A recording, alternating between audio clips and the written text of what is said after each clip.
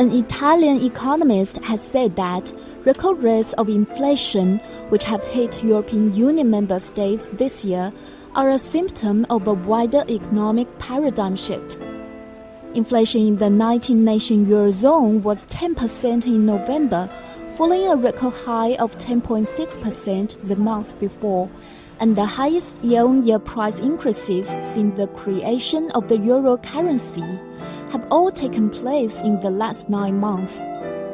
Carlo Altamont, professor of political economics at Bocconi University in Milan, said the record price increases are part of a broad economic shift for European countries. This shift is even more extreme than that of the 2008 to 2009 financial crisis. Inflation is the outcome of a change in a strategic, of a geopolitical shift.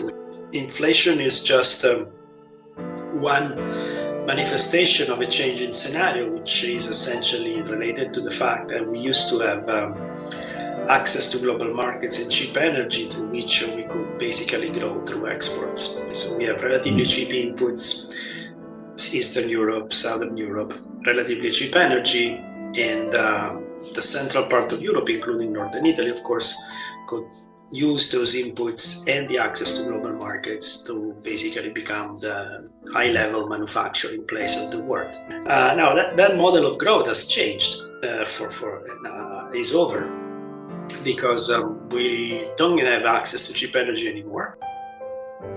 According to media reports, the European Central Bank is likely to increase interest rates by 50 basis points at its December the 15th meeting, adding to previous increases of 200 basis points since July.